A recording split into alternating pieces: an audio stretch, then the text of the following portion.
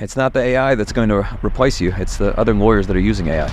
So question number 2, I know AI can do so much, but I'm starting to see so much AI content, images, and work. I'm not fighting AI, but I also don't want to lose the things that make my firm unique and put generic AI stuff out there.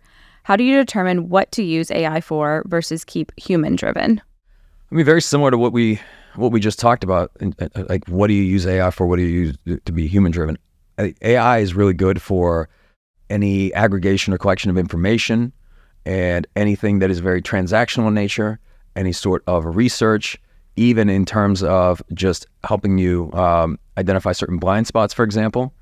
But when we talk about content, I think AI could be helpful for certain types of content in terms of it could give you ideas for how to draft certain blog posts or writing things in a way that are SEO optimized, right? Absolutely, you can put out content. But as we start to see more and more AI content, you can tell, right? So for example, when we have people apply for roles here at CRISP and they're doing test assignments, I can tell when that's an AI test assignment, right? When they're answering questions and it's by AI, because it's just a certain cadence to it, right? What it looks like. And then sometimes it can even go wrong. Like, going back to Call of Duty, they had when you load up the game, there's like a featured screen and it's like some screenshot.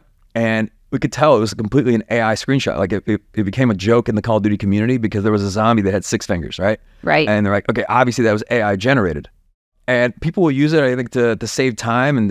But you have to realize also that the AI is good, but you still need the human to ensure that there's quality control, that there's refinement in place. I look at it as AI, the goal of it is to move people from doing, let's say human beings, from doing very repetitive transactional work to being able to focus on more strategic work, to where like you're adding true value.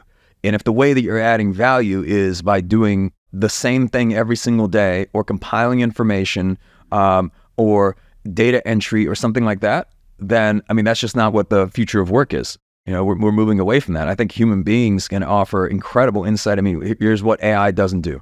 AI doesn't build relationships. AI doesn't tell a story unprompted. AI doesn't establish emotional connection. Like all these things that are still necessary to, in our day-to-day, but it can help you be able to gather new insights. It can help you distill information. It can make you more efficient. It can make you more effective.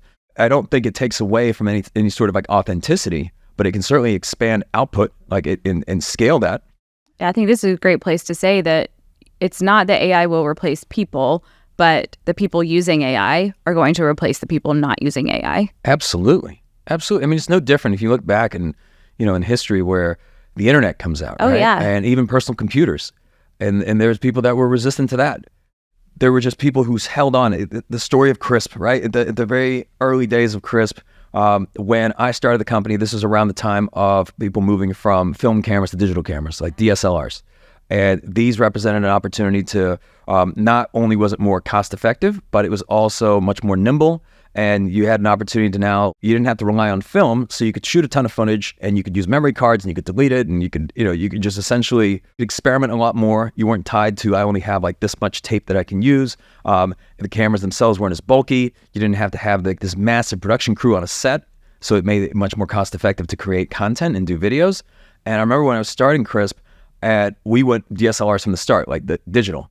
But there were so many purists that were saying, we're not going to go to digital for no other reason, honestly, than they didn't like it, right? Yeah. They didn't like change. They didn't like the idea of change, right? But now that's what everybody does. Right. And those that were the purists held it on, I mean, they're probably not in this space anymore. Correct. Right? They're probably not shooting content anymore because they weren't able to survive. Yeah. So it's no different saying that, like, I'm going to stick to a typewriter, even though you have laptops and PCs that are out now, or say, look, I'm just not going to use the internet, right?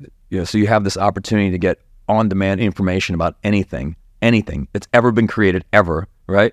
And you're going to say, no, I'm not going to participate. With AI, it's very similar, and it's not a fad. It's not one of those things. I mean, there's immense value that you can gain, but again, like you said, it's not the AI that's going to replace you. It's the it's the other lawyers that are using AI.